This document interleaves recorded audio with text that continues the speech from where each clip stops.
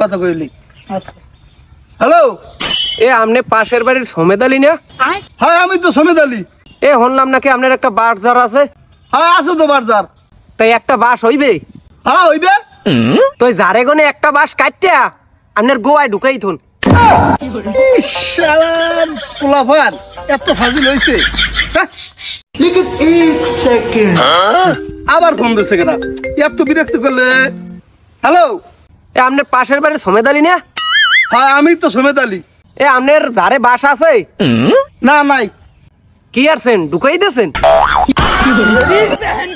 আর অজাই উড়ো পোলাপান এরমে জ্বালায়।